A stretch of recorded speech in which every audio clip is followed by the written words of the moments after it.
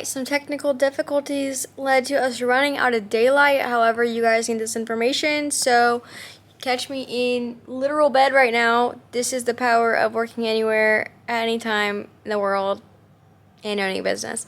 Alright, moving on. So, now we're going to get into the nitty gritty. If you are taking notes, which everyone should be. If you are taking notes, now is the time to write things down. This is valuable for everyone. To succeed in high-ticket sales, you must understand the psychology behind why people buy. This isn't about pushing a product, okay? This is about helping potential clients see the value and making a life-changing investment. There's three main reasons people buy. 1, pain and desire. People buy solutions to their problem. The more urgent the problem or the pain, the more motivated they are to buy. Number 2, trust and authority. Prospects need to feel confident they're making the right decision by working with us. Confident. Okay, this is why in your survey I asked you 1 to 5, how do you feel about XYZ category? I got your answer, and if it wasn't a 5, I said, okay, I love a 4, but I need you to be at a 5 before we move on. Do you think I just did that for no reason? Psychologically, you need to be confident you are making the right decision. And last but not least, logic and emotion. Logic justifies a decision, but emotion drives it. Connecting emotionally increases conversion every single time. So what do we need to do in order to build trust and authority? Creating pain and desire. I say creating because a lot of times people don't even know that it's there. And it's your job to bring that out of them in order for them to know that they have a pain or they have a strong desire. How do we do this? We do this through strategic questions. It is your job to make the prospect feel that they have come to a conclusion all on their own. So you are going to ask strategic questions in order to guide the conversation. Below this video will be a whole PDF of super strong questions that lead a conversation with authority. Please look over this. This will be an amazing resource not only for sales, but not only for this type of sales, but also for your everyday life. Moving on to trust and authority. How do we build? So we're creating a pain and desire. We're building trust and authority. So how do we do this?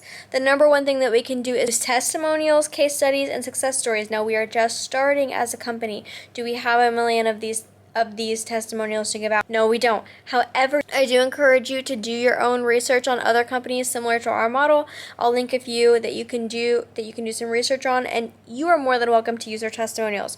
Do not say it comes from our company because we're not going to lie and have unethical sales practices, but you can say that this model creates outcome XYZ. You can do that. Also, be open and honest. We're a new company. Why we're giving so much value at such a great deal? Because we're a new company and we want people to become the testimonials themselves so that we can answer this question better in the future. Now, because we don't have a ton of testimonials, 2 things that you can do to build that trust and authority in a conversation, I'm already doing right now on this video. I am speaking with confidence and knowledge. I heard, I think it was Alex Hormozi, a couple years back, he said the only reason that you are nervous to have a conversation or to do a presentation is because you have not practiced enough. Okay? It is okay to be nervous. In fact, when I started making this video outside, I was a little bit nervous because there were other people around me. But the more that I practiced, the less nervous I became. More practice leads to more confidence. The more confident you speak, the more knowledge it seems like you have, or the more knowledge you do have, and that positions you to become a trusted guide for these individuals. Last but not least, you are going to build a personal and true connection with these people. The last thing that we want to do is just be the salesperson. First and foremost, you are this person's therapist. You are asking the questions to learn where exactly are they? Can our product fix their problem?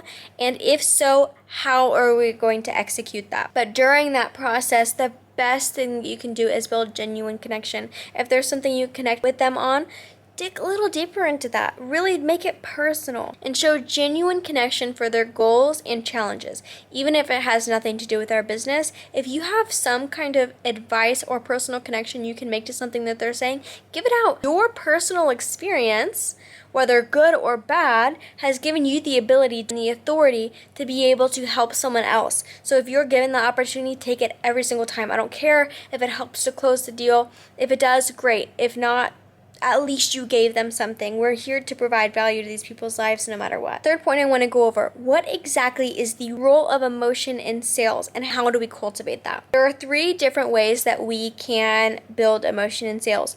The first one is good old FOMO. People don't want to be left out when other people succeed. I know one of the biggest things that has pushed me to become where I am has been social media and seeing other people my age and younger doing far better than me. And when I say better or more successful, yes, a lot of times the easiest way to see that in a tangible way is finances and money. However, also seeing other people, for me, my personal experience, traveling the world and living freely without the worries that I was living with, that is something that I had a fear of missing out on in my young age. That's one of the things that pushed me to buy my first plane ticket to Thailand, to click that button, drop $1,500 and buy my first ticket out of America, is because I saw other people doing it and I didn't want to miss out on the opportunity. The next way that we can build emotion in the sales call is to do what we call future pacing.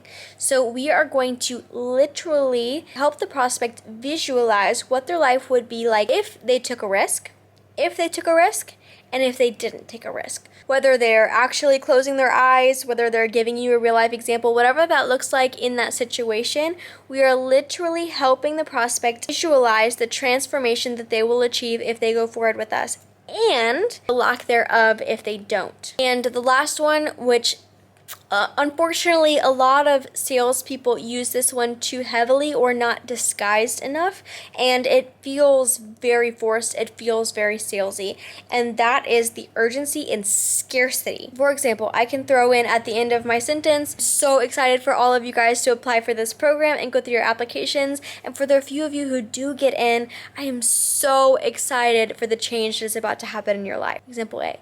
Example B, do you remember we only have 3 spots, so only a few of you will get selected, so make sure you get those applications in as soon as possible.